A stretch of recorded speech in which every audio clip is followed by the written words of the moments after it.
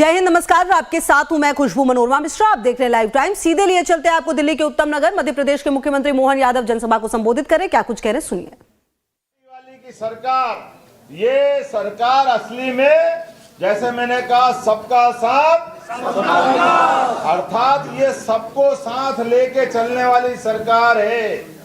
मैं जहां से आता हूं, मेरे परिवार में कभी कोई मंत्री नहीं बना, कोई मुख्यमंत्री नहीं बना, सांसद नहीं बनाया, कोई विधायक नहीं बना, लेकिन केवल कमल का फूल पकड़ा और भारतीय जनता पार्टी ने मुख्यमंत्री बना करके हमको गौरवान्वित किया।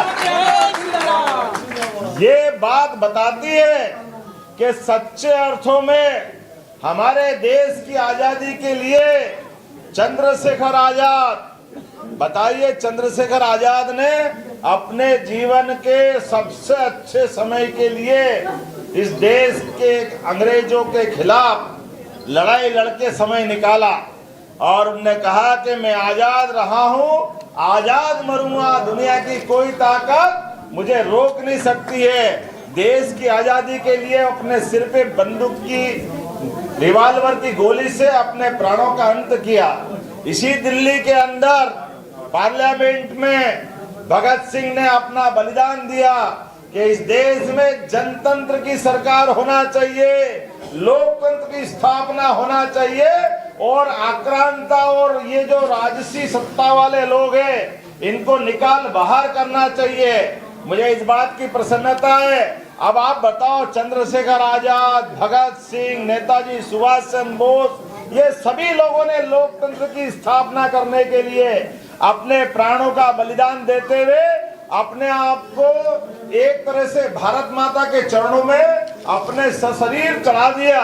लेकिन दुर्भाग्य से याद रखना, अंग्रेज गए और कांग्रेस आ गई, और कांग्रेस आ गई और राजनीति के चाल चक्कर घुमा करके प्रधानमंत्री का और देश के नेतागिरी का एक दरवाजे में, एक घर में सारी ताकत घुसेड़ दी। एक ताकत घुसेड़ने का दुष्परिणाम क्या आया? दिल्ली में 4-4 बार उनके घर में से ही प्रधानमंत्री बनते, आम जनता बनती नहीं है। आप बताओ, ये सारे क्रांतिकारियों ने क्यों बलिदान दिया अपने आप का कि जनता का व्यक्ति जनता के वोट से जनता के ऊपर शासन का सर्वोच्च पद धारण करे, लेकिन दुर्भाग्य से उनको बैठने का मौका नहीं दिया।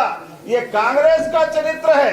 और एक तरफ ये कांग्रेस का भी और बाप आप वाला आ गया, और बड़े वाला आ गया। कांग्रेस और बीजेपी के बीच में से झूठा स्वप्न दिखाया, जैसे सीता माता का हरण। याद रखना, माँ सीता वन के अंदर भगवान राम के साथ वनवास में समय बिता रही थी। रावण ने सारी माया रची और माया रच के उसने षड्यंत्र किया कि मुझे सीता माता का हरण करना है। उसकी निगाह में दोष था, उसका दृष्टि दोष था, तो उनने दृष्टि दोष के आधार पर माया से सोने का मृग बनाया, सोने का, और सीता माता भोली भाली उनको उस जाल में फंसाया। भिक्षा मांगने के बहाने बहुरूपिया आ गया और बहुरूपिया आकर के सीता माता को सोने के मृग के माध्यम से हमने सबने देखा कि दुर्भाग्य से सीता माता को सोने के मृग के आधार पर लक्ष्मण जी को कहीं और भिजवा दिया, राम जी को कहीं और भिजवा दिया, और भिक्षा मांगते हुए माया रची। ये वर्तमान का रावण है केजरीवाल, ये भी जनता की ऐसी ही इतनी सत्ता की आड़ में ये झूठा प्रपंच बनाया, दिल्ली को कहां से कहां गिरा दिया। इसको कोई लेना देना नहीं था, कोई सोने का मृग नहीं होता है, ना कोई और कोई कारण होता है। इसको केवल कुर्सी चाहिए थी, तो क्या क्या नहीं झूठ बोला। जैसे वो सोने का मृग दुनिया में कभी हुआ है क्या? ऐसा ये झूठ बोलने वाला, मैं अपने 2 कमरे में रहूंगा, फ्लैट में रहूंगा, मैं कोई पार्टी नहीं बनाऊंगा। अरे बेचारे अन्ना हजारे जी आज भी धोबे धोबे आंसू रो रहे हैं अपने वहां पे कि कहां केजरीवाल से पाला पड़ा, सत्यानाश कर दिया है पूरे दिल्ली का। आज दिल्ली त्राहिमाम त्राहिमाम कर रही है, कचरे के पहाड़ लगे पड़े हैं, कहां गंदगी हो रही चारों तरफ और पानी के प्रवाह। और चलिए आगे बढ़ते हुए अब आपको तमाम खबरें दिखा देते हैं फटाफट अंदाज में लाइव एक्सप्रेस में।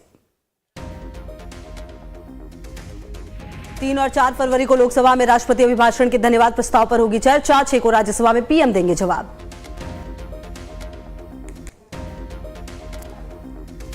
रक्षा मंत्री राजनाथ सिंह आज दिल्ली में 3 जनसभाओं को करेंगे संबोधित। राजेंद्र नगर, चांद